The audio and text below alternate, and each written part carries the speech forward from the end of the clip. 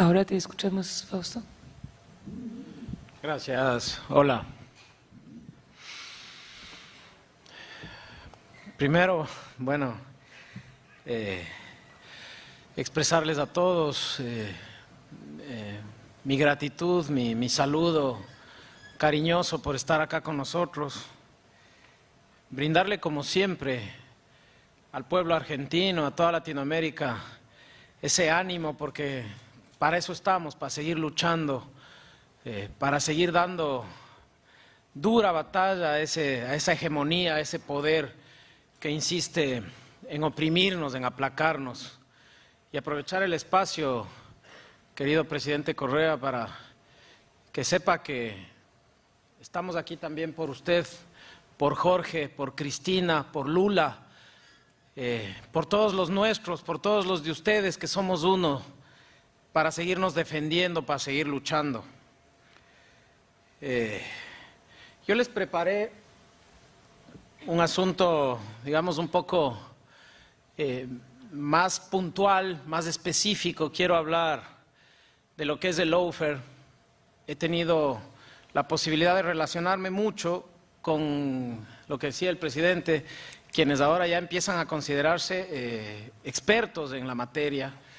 Yo la he tenido que vivir directamente desde la posición del defensor, como lo debe haber vivido acá el abogado de Cristina, como lo debe haber vivido acá el abogado de tantos compañeros que tuvieron que enfrentarse a estos esquemas. En el Ecuador lo viví yo, junto a otros colegas abogados que hemos tenido que estar siempre ahí al frente. Ahora, desde la Asamblea, pues desde hace un par de meses estoy tratando de representar también en el espacio del legislativo esta lucha por recuperar el Estado de Derecho, por recuperar, junto a todos los compañeros de la Revolución Ciudadana, la verdad en el Ecuador.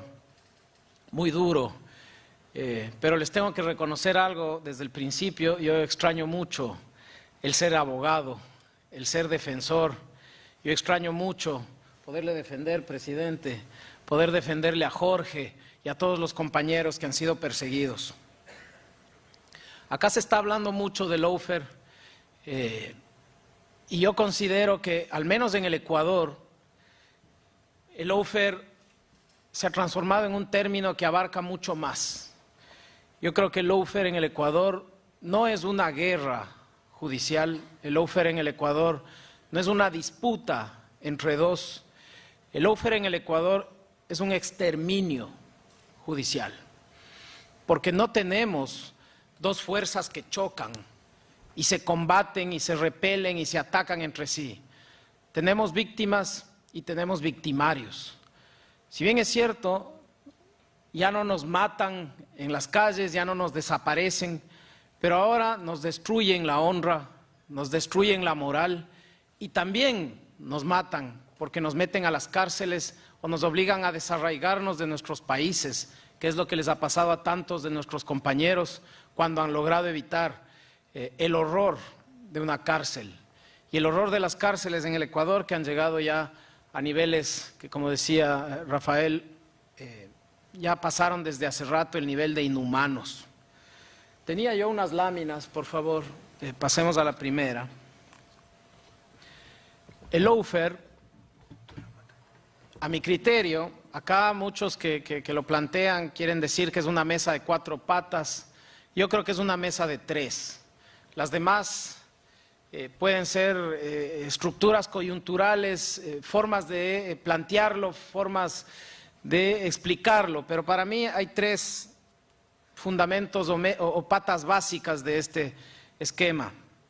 El principal, y porque quiero redundar, es el de los medios de comunicación. La prensa es la punta de lanza y el esquema que genera la sostenibilidad de todo el ataque que esta estructura de persecución genera.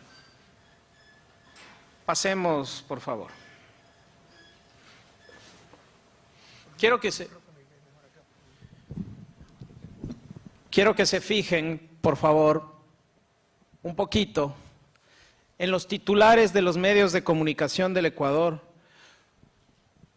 que se generan todos los que ustedes están viendo allá, después de la consulta popular de la que hablaba el expresidente Correa, cuando ya Jorge Glass en la cárcel, ya habiendo cooptado la vicepresidencia a través de maniobras absolutamente ilegítimas, inicia este ataque permanente, este ataque de linchamiento mediático, no solo al expresidente Correa, sino a lo que ellos denominaron, por ahí está, el correato o el correísmo. No me va a dejar mentir Rafael, no le gusta que se le denomine correísmo a la tendencia que ahora nos ampara, que ahora nos cobija, pero realmente fue el gobierno anterior, el gobierno de Moreno, con los aparatos, con los tanques de pensamiento que dirigía este tipo de noticias, las que nos pusieron la etiqueta por la que ahora el pueblo ecuatoriano vota, pero esta fue la etiqueta que nos pusieron, el correísmo, el correato, para luego hablar de mafia, para luego hablar de corrupción y para luego colocar este término que está en el centro, que era el de descorreizar el país. Bajo la figura de la descorreización es que se empieza a cimentar todo este esquema de siembra y cosecha de odio que tiene este momento a mi país estancado, que tiene a mi país congelado en un momento en el que a ratos vemos tan difícil salir de la persecución. Ponle la siguiente, por favor. Los medios, además, inmediatamente empiezan a posicionar los procesos judiciales. Empiezan a posicionar, además, a las figuras que ese Consejo de Participación Temporal colocó a dirigir los entes de control. Ustedes van a ver al personaje de lentes, arriba al fondo. Ese fue el fiscal encargado. Cuando el Consejo de Participación empieza a cesar a los funcionarios, empieza de forma absolutamente arbitraria a colocar funcionarios encargados en cada uno de esos espacios para que sus encargos dependan del cumplimiento de los objetivos macro que tenía esa estructura, que no era otro que, como decía la lámina arriba, era descorreizar el país.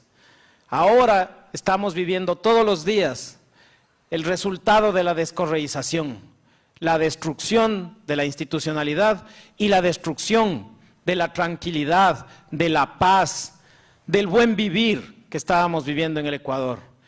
Ese fue Pérez Reina. El de la mitad, arriba, es el delincuente que fue retenido ilegalmente por un policía durante 40 minutos en Colombia, que es el personaje del famoso caso Balda. Él es el señor Balda. Debajo de él, nuestro antiguo secretario de Inteligencia, Pablo Romero.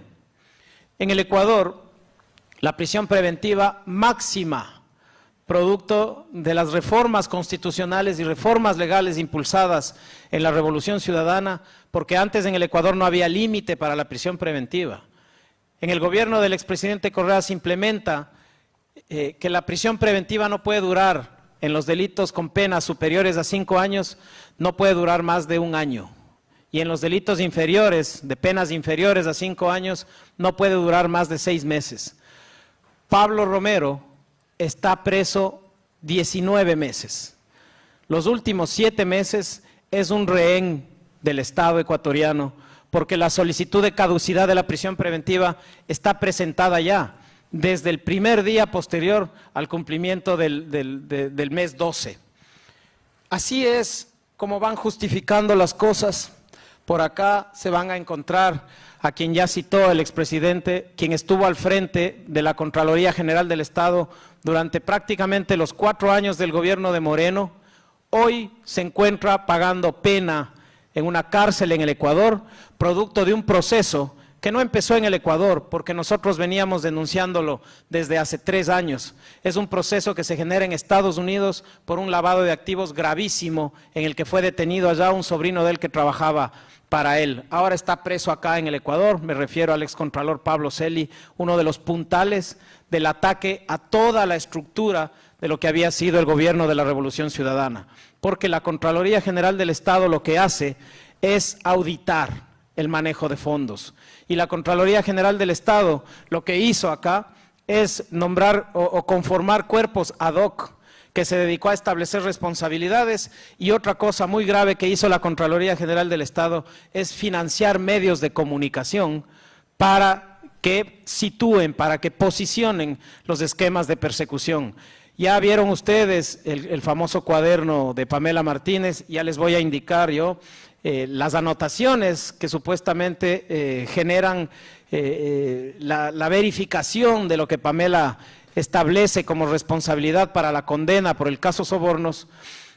La Contraloría General del Estado fue el auspiciante de una obra de teatro que se efectivizó en Quito y en Guayaquil durante los días en los que nosotros estábamos en la audiencia de juzgamiento de ese caso. A esos extremos llegaron.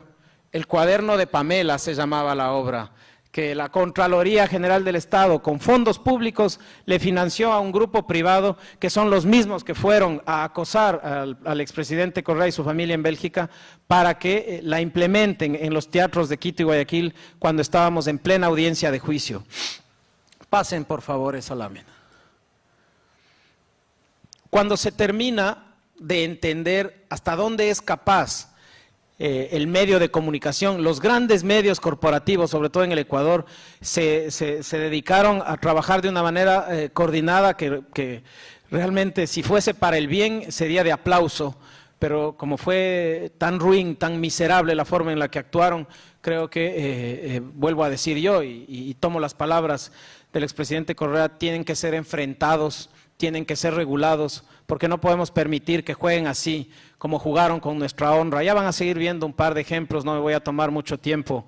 Ya Rafael nos ha puesto tantas cosas claras que yo creo que no tengo mucho que decir. Pero luego, la otra pata del lawfare, una absolutamente innecesaria, digamos, absolutamente necesaria pata del lawfare, es el de la función ejecutiva, es el del poder del Estado, es el del presidente y sus ministros. Por favor, pásale. Los funcionarios de alto nivel del gobierno de Moreno. Me voy a permitir leer una o dos láminas de las que están ahí. Moreno dice, está acá, al fondo a la derecha, los correístas pagaron a las bandas criminales de Quito para que salgan a asaltar, para que salgan a lesionar. El presidente de la República lo dijo en un seminario internacional durante los eventos de octubre del 2019, que terminaron con un saldo de 12 muertos, 1000 heridos, entre ellos 30 personas con pérdida de uno de los ojos y de otras una cantidad exuberante de afectaciones. Al otro lado, el secretario de Comunicación, Andrés Michelena. Ecuador tiene topos correístas en todo el sistema de gobierno. Nosotros en el Ecuador, entre mediados del 2018 hasta finalizar el gobierno de Moreno, fuimos víctimas como colectivo de una purga, de una persecución desde los más sencillos funcionarios de gobierno. Como decía Rafael, bastaba un like o un retweet, ahora en la época de las redes sociales, para que funcionarios jóvenes, funcionarios que recién empezaban, terminen perdiendo sus cargos, terminen perdiendo su tranquilidad, porque muchos de ellos terminaban siendo procesados. Hemos hecho un levantamiento de información que determina que son alrededor de 300 procesos que nacen de Contraloría. De esos, alrededor de 120 procesos han terminado en la Fiscalía, y todos esos que restan están llevándose a través de procesos civiles y administrativos que terminan generando juicios coactivos contra esas personas que están recién empezando, recién generando una vida, terminan perdiéndolo todo por defenderse de la persecución y con el miedo permanente de que en cualquier momento eso puede escalar a nivel de la Fiscalía y terminas preso por haber sumillado un documento o por haber autorizado o justificado la generación de una gestión pública. Realmente ha sido una etapa muy compleja. Este es el ejemplo de hasta dónde han sido capaces de ir. Los líderes correístas detenidos denuncian la persecución de Lenín Moreno, por supuesto que la empezamos a denunciar. Y los medios de comunicación enseguida generaron, junto a los miembros del Ejecutivo, ya están viendo ahí que inclusive atentaban a la democracia diciendo que era un riesgo ser candidato del correísmo, porque todavía había procesos penales que instaurarnos y porque todavía había cosas que hacer contra nosotros. Pásenle, por favor. Y la tercera pata del lawfare, la final, la terminal, la función judicial. En la lámina siguiente ustedes van a ver cómo inmediatamente se empieza a plasmar así las fotografías de los actores. Cuando el juez, cuando el fiscal, cuando el procurador actuaba de acuerdo a los intereses, pues las fotografías lo determinan, eran grandes jueces, eran grandes jurisconsultos, la fiscal recibía premios por doquier. Cuando alguno de ellos tenía o cometía la osadía de querer hacer justicia, lo que empezaban inmediatamente es a ser linchados mediáticamente. Miren los tweets de personajes que ahora son parte permanente del quehacer político del Ecuador. Fernando Villavicencio, quien encabeza un espacio de supuesto periodismo de investigación, eso le valió llegar a la Asamblea Nacional desde donde ahora replica esto con la capacidad que le genera la propia Asamblea. Dice, alerta roja, casos sobornos, acorralados Rafael Correa y Vinicio Alvarado recusan a jueza Camacho. Efectivizar garantías, efectivizar mecanismos procesales para los medios de comunicación, para el gobierno y para los jueces mismos, era buscar impunidad. Apelar, casar, recusar, impugnar testimonios, se transformaron en razones para que los abogados seamos acusados también de ser mafiosos. Ya no eran solamente los políticos, sino también empezamos a ser perseguidos los defensores. La siguiente lámina, por favor.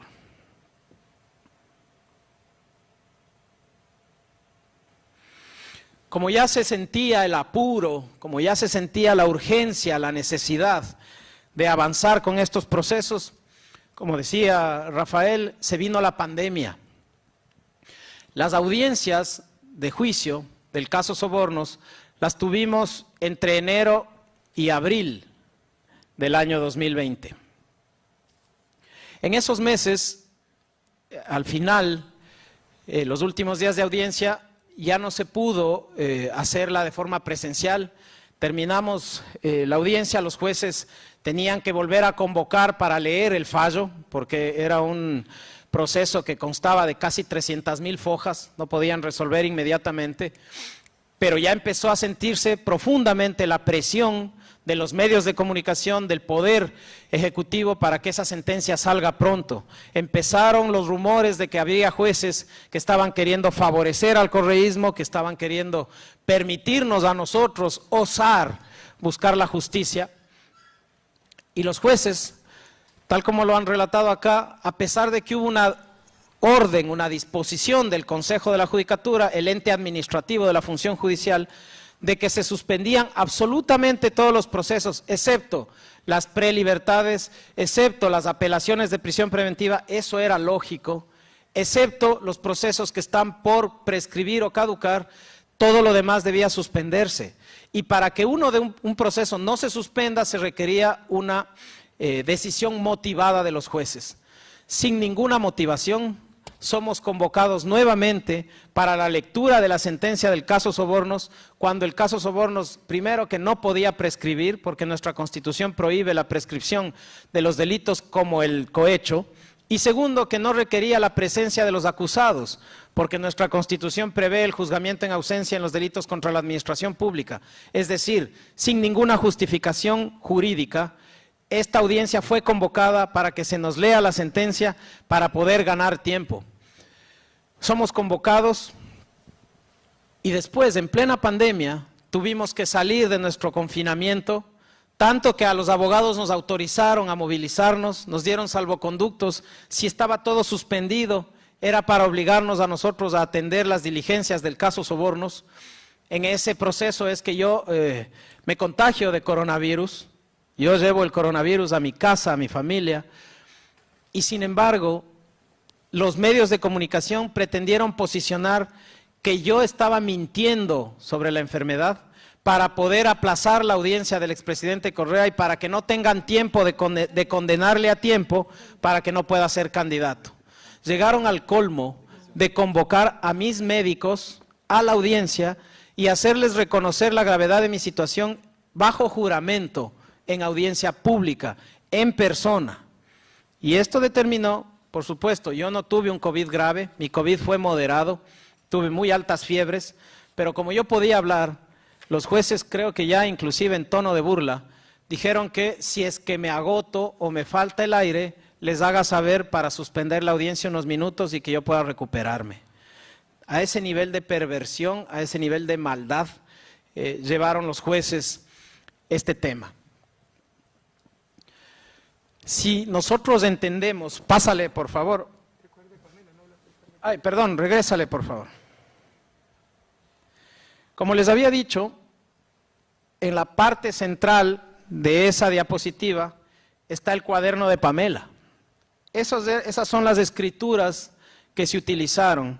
No sé si se alcanza a leer, pero yo les quiero leer lo que dice ahí, porque esta fue una de las principales alegaciones que hicimos, que junto al hecho del tiempo en que fue manufacturado el cuaderno, acabaron generándole a este personaje la necesidad de cambiar su testimonio anticipado. Había dicho que era una especie de diario y luego tuvo que salir a reconocer que era del 2018. Y como dijo el expresidente, después a mí me dijo que lo hizo en la cárcel y que lo hizo para poder justificar la colaboración eficaz, que es una figura que se ha pervertido a niveles inimaginables, no solo en el Ecuador, sino en Latinoamérica, como ya lo vivieron ustedes. El cuaderno dice: hoy vino a mi despacho el propio Alexis Mera. Todo el edificio La Unión sorprendió de su presencia. Me pide, hace signos, no dice la palabra, ¿será una trampa de este señor? Esto es lo que se supone que estaba escribiendo una máster en Derecho Constitucional, asesora del presidente de la República, cuando veía llegar a sus oficinas al secretario jurídico de la presidencia. ¿No les parece el diario? Por eso le pusimos como nombre el cuaderno de Hello Kitty. Esto es lo que utilizaron para sentenciar por influjo psíquico al expresidente de la República más importante que ha tenido mi país. Nosotros impugnamos en el proceso. Eso quería decirles yo, algunas cosas que las tuve que vivir como abogado. Pamela escribe esto como un diario. Dice, hoy estuvo aquí. Dice, ayer hablé con el vicepresidente. Dice, mañana tengo que despachar con Rafael. Y después, en su testimonio, dice que lo escribió 6 años después y que lo hizo por un impulso y que sacó un cuaderno de su cartera en el avión que le transportaba de Quito a Guayaquil. Si ustedes se fijan, en la siguiente página que está ahí mismo, están las cantidades, las supuestas cantidades que representan los sobornos. No sé ustedes, no sé si en este auditorio hay alguien, yo no puedo acordarme cuánto fueron los centavos con los que pagué ayer el taxi, pero la señora dice, por ejemplo, 48.383,11. Esto escribió 6 años después. Y con esto están sentenciadas 20 personas. Este es el nivel de perversión con el que la justicia se ha manejado en el Ecuador y el nivel de perversión para el que se han prestado los operadores políticos y los operadores jurídicos en mi país. Pasemos, por favor. Después viene este componente. No voy a referirme a lo que cada uno de los perseguidos, de las víctimas, han tenido que vivir, pero voy a referirme un poquito, pásale por favor, a lo que me ha tocado a mí. En el centro dice Fiscalía General del Estado comunicado. Como les relataba el expresidente Correa, nosotros hicimos una pericia internacional de los supuestos archivos que justificaban supuestamente la investigación que se hizo. Esta investigación, este peritaje determina que los archivos existieron entre el 2012 y el 2018. ¿Cómo podía la Fiscalía explicar que aparezcan en mayo del 2019 en una computadora que allanaron en la Presidencia de la República, si existían un año antes? La Fiscalía inoculó en una computadora escogida al azar para decir que esa era la computadora de Laura Terán. Como nosotros tuvimos acceso a la evidencia, yo le solicité a los jueces que acepten esa prueba nueva y que suspendan la audiencia, pericien en el Ecuador con peritos ecuatorianos de esa pericia internacional que iba a demostrar que todo era una manipulación probatoria más allá del cuaderno de Hello Kitty. Los jueces me niegan y la Fiscalía lo que hace es amenazarme. En ese comunicado de prensa que lo hizo público en sus redes y en los medios de comunicación para decir que yo pretendo engañar a los jueces y acusarme de fraude procesal. Esto es lo que hemos tenido que enfrentar, este es el lawfare junto al lado humano que ya nos ha planteado el presidente Correa, esto es lo que nos toca discutir. Mis correos estaban permanentemente asediados y hackeados. El paper, el análisis del alegato que nos hizo el profesor Roxin, seguramente llegó a manos de la Fiscalía, seguramente llegó a manos de los jueces. Yo tengo una denuncia penal, bueno, yo tengo 11 denuncias penales en el Ecuador planteadas a título personal contra la fiscal, contra los jueces, contra los miembros del Ejecutivo del Gobierno. Ahí se enteraron que Roxin decía que no existe autoría por dominio de organización en un tema como el que estaban planteando, que no existe organización, que si esa fuese una organización, entonces nuestra Constitución era el manual de la organización criminal y nuestros funcionarios, ministros, eran los fungibles de esta organización. Los abogados me van a entender. Lo decía con una claridad tan meridiana que por eso, rompiendo todo esquema de principio de congruencia, los jueces nos sentencian por una cosa distinta a la que plantea la Fiscalía en su acusación, rompiendo todo principio de debido proceso y derecho a la defensa y además recurriendo a esa figura absurda de la instigación, de autoría mediata por instigación a través de influjo psíquico, es decir, destruyendo lo poco que se había logrado construir de soberanía y de respetabilidad en nuestro sistema de justicia. Por eso ya nos va a hablar mi querido profesor Ludo sobre lo que significa internacionalmente enfrentarse también a la vergüenza de que los países afuera vean al Ecuador como una aldea donde no entendemos ni siquiera lo que significa legislar, lo que significa procesar y sobre todo lo que significa sentenciar. Por eso tenemos un expresidente, el expresidente más importante de nuestra historia, sentenciado por influjo psíquico para vergüenza de la mayoría de los ecuatorianos. Muchísimas gracias.